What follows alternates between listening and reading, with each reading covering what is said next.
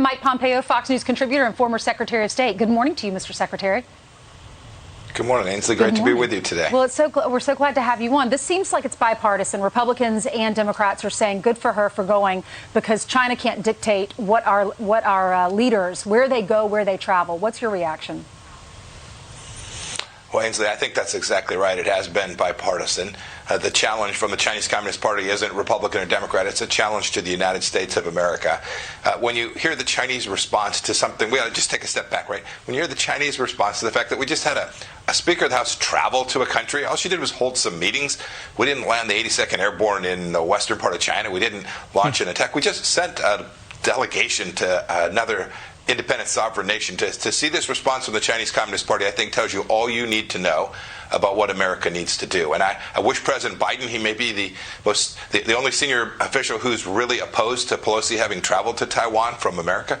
What President Biden needs to do is take seriously this threat. It's a threat that's inside the gates here at home. They're stealing stuff from us here inside the United States. They foisted a virus on us that killed over 1 million Americans. The Chinese Communist Party is a significant threat. I think what happened over these last 48 hours with respect to Pelosi's trip is just a symptom of the challenge that's in front of us. Senator Kennedy had it right.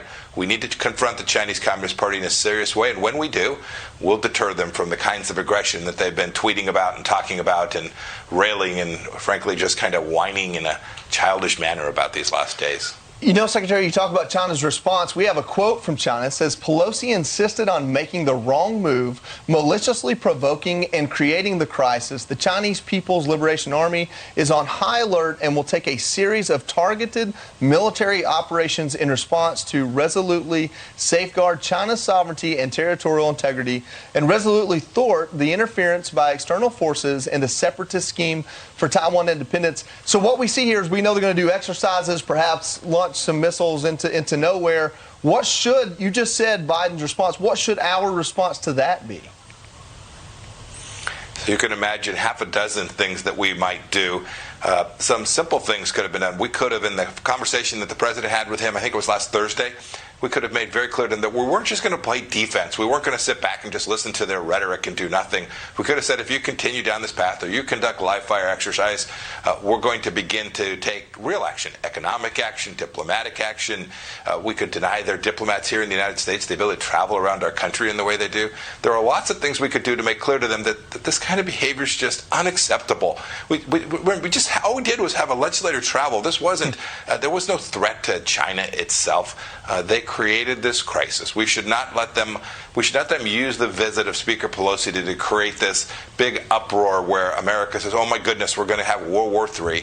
The Chinese need to begin, they want to be a superpower. They need to begin by like a more normal nation. We could challenge student visas here in the United States. There are so many things that we could do to deter. The things that we did for 4 years. We were the first administration that actually understood the threat from the Chinese Communist Party and began to reshape that relationship in a way that benefited Americans all across our country. Mr. Secretary, what do you make? What's your read of what's happening within the Democratic Party? There is a divide. The message is not consistent between the White House and Speaker Pelosi. So what's going on? Well, it's hard to know. I will say that the confrontation against the Chinese Communist Party has been relatively bipartisan, but President Biden hasn't taken the actions that need to be taken. His rhetoric, their stated strategy has been okay, but the things that the Chinese Communist Party really understands, power, transparency, truth, calling them out when they behave in a way that's just inconsistent, right? To go to the ramparts over a congressional visit is just silly. President Biden and his team need to be serious about confronting them. If they do that, the Chinese Communist Party will begin to be reshaped. This will take years. This is not something that will happen over weeks or days. There are parts of the Democrat Party that don't want to do that. They are making an awful lot of money there from Hollywood and from some of America's biggest businesses that have supported Democrats for an awfully long time. So they have a real challenge that they need to confront. And most importantly, America has a real challenge that it's going to need to take on as well. It looks like we might have a challenge in Afghanistan, too. America just killed the #1 terrorist for al-Qaeda in Afghanistan over the weekend. We found out at the beginning of the week.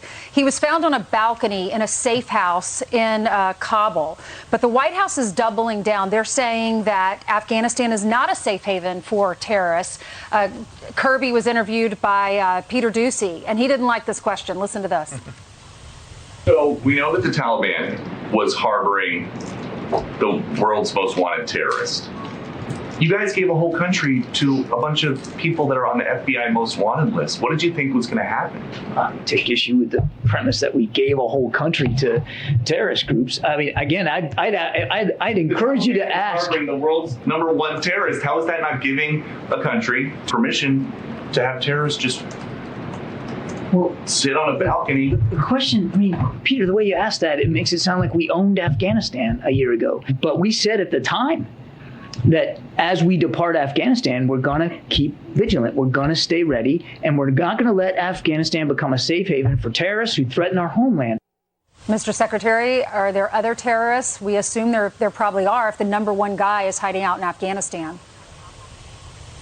Yes, there are certainly other terrorists. There are a couple of things. One, I want to give credit where it's due.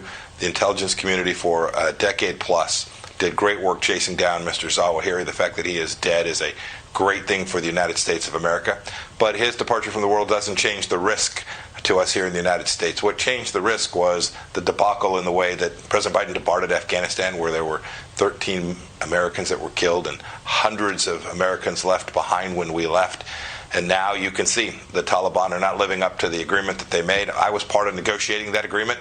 They never complied with that agreement when we were in office either. And as a result of that, we continue to inflict real pain on them our entire time. When we signed the agreement, we said, now you have to live up to your commitments. And when they didn't, we imposed real costs on them. The Biden administration hasn't done that. I'm afraid they're also about to reward the Taliban with a bunch of money. The Taliban are broke. Afghanistan is in a terrible economic place. We should not give a single American dollar to Afghanistan or the Taliban so long as it's the case they continue to allow terrorists to be harbored. Terrorists like Zawahiri and his like are harbored there. And then the last thought, Ainsley, is Al-Qaeda leadership is all across the world. The main leadership is actually inside of Iran today, in Tehran. The most senior leader is sitting in Tehran.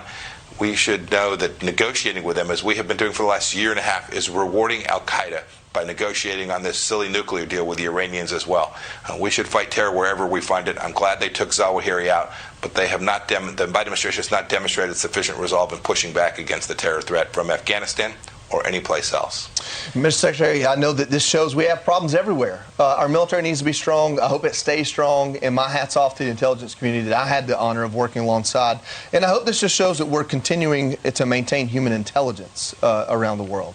And so thank you so much for joining us. Thank you. Thank you very much. Y'all have a good morning.